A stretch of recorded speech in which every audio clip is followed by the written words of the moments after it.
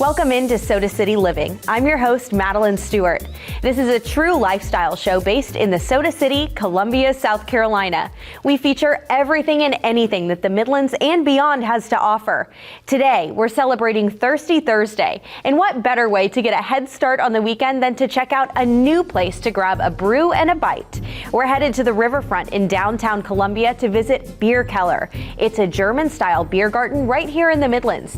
You'll feel like you're stepping into a different world, but you're not too far from home. Bierkeller has been around for quite some time, but in the form of a pop-up restaurant. Now they have their own special spot in the heart of Columbia, fit with gorgeous views of the riverfront and plenty of seating. The opening of Bierkeller's restaurant has been long anticipated by many people in Columbia. The owner saw that there was a big demand for German food and beer right here in the Midlands. First, you'll meet Justin, who serves as Bierkeller's operations manager. He's been with Bierkeller for a while now, and he tells us why the restaurant wanted to start looking for a permanent spot to set up shop, the response from the public so far, and some of the reasons why opening up took a little bit longer than expected. Who knew that right in the middle of downtown Columbia, in the Midlands of South Carolina, it could really feel like you're stepping into a German town? That's because Bierkeller is opening its first permanent location. So exciting. And here to talk about it with us is Justin, who is the operations manager. So thanks for joining us. Thank you for having me. Yes, and so you've been with Bierkeller for quite a while, right? Yes, about four and a half years, yeah. And so before this location, what was Bierkeller? It was a pop-up event company, so we would travel. We spent most of our time in Riverfront Park. We did some events at the Saluda River Park over there on Candy Lane. And then during the pandemic, we did some smaller events to keep ourselves afloat while everything was going on. So how did the idea come about for a location? Like, hey, maybe we want to settle down somewhere permanently. It was always in the plan. I think Scott, the owner, wanted to test the concept and test the waters and see if there was a demand for what he was trying to create. And clearly there was. And we just kind of took our time figuring out the best place to launch, and that's how we wound up here. Yes, and this location, we've got to talk about it. It's just beautiful because you've got this huge indoor space. So tell us about this. There's obviously seating in here, and then what's behind us? So behind us, we have our service line. So it's divided in half between beer and food. So right now we're pouring two beers, our Keller beer and our Weiss beer, but eventually we'll have 6 on at any given time, but we're just getting brewing underway. Okay. And on the other side of the line, we have our food service area, which is serving a selection of like German staples and a couple lighter things for the warmer weather. Yeah. You can't have sausage and gravy all the time, you know? Right. I mean, yeah.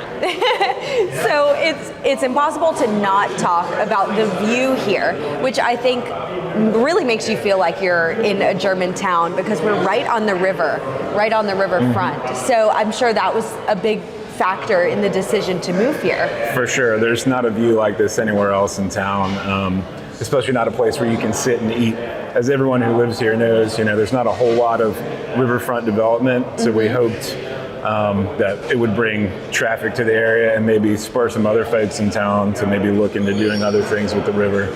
Yeah, and so with that beautiful view, of course, there's a lot of outdoor seating as well, and it seems like there's a lot of space for small groups and really large groups. How many people do you think could you fit inside and outside Bierkeller? We have approximately 400 seats outside, plus standing room, and then there's this whole plaza behind me that could fit several hundred other people.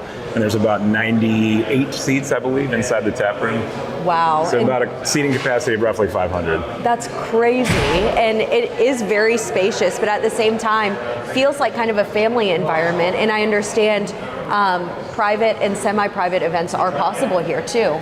Yes, we have a larger event space. Actually, in our brew house, it's kind of cool. There's a beautiful mural back there that Shelby LeBlanc painted for us. It's the skyline of the city of Bamberg, where a lot of our recipes and ideas and traditions come from. And then for smaller parties, we section off parts of the beer hall and the area outside the canal. Awesome. So for your beers, you do brew them all here? That's right. How long does that process take, and kind of take us through the steps? It depends on the style. We have some beers like our Weiss beer. It's an ale, and it ferments at a warmer temperature, so it only takes about 3 to 4 weeks to be ready. But a lot of our lagers have to mature for 9, sometimes as long as 12 weeks. Wow. What is your favorite part about being in this location so far? Well, the view is amazing, of course. And really the best thing about it is just seeing all the people in here enjoying what we've done, after all this work of putting this place together. It was incredibly relieving and also exciting to see so many people come support us last week. We were absolutely overwhelmed with the support that we saw. Yeah, and so I understand that actually putting this whole thing together has been quite the process. Why did it take a little longer than expected? Man, where to begin? That's a whole separate interview unto itself. There were several things, mostly later mechanically related. We had some issues getting our boiler operational in time to fire up the brewing system. That was probably the biggest hurdle we had to clear. Yeah. But it's up and running and doing its thing, so Good. The beer is flowing. Good. Is there anything else that you would like people to know, maybe if they haven't been here yet? I think we are a brewery for people who aren't beer people. Okay. If I could put it in a simple sentence. I know a lot of people who say that they don't like beer, or maybe they had beers when they were younger and didn't really care for them.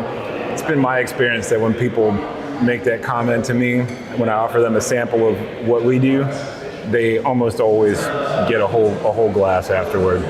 Simply because we make simple, clean, refreshing beer styles that are perfect for where we are. Yes. It's incredibly hot. Famously hot. Yeah. And as much as I love IPAs, I'm not trying to dog on IPAs. I love IPAs, but it's hard to sit out in 100-degree weather and drink a 10% IPA or a pastry stout. Yes. Yeah. So thanks so much for telling us about Bierkeller. I'm excited to kind of look around and try some of the beers. Bierkeller really does have such a huge space. Along the side of the restaurant where the yeast and other beer ingredients are delivered, there are lots of beer garden tables for people to sit and share. Then inside the beer hall, there's a very efficient beer and food window, plus more tables to claim. Right outside along the riverfront, you guessed it, more seating. I love that everyone has the opportunity to come and enjoy German culture in an open environment with plenty of space for big groups or small gatherings. But that's not all Bierkeller has to offer. We have to get a look at the food and drinks, of course. That's next on Soda City Living.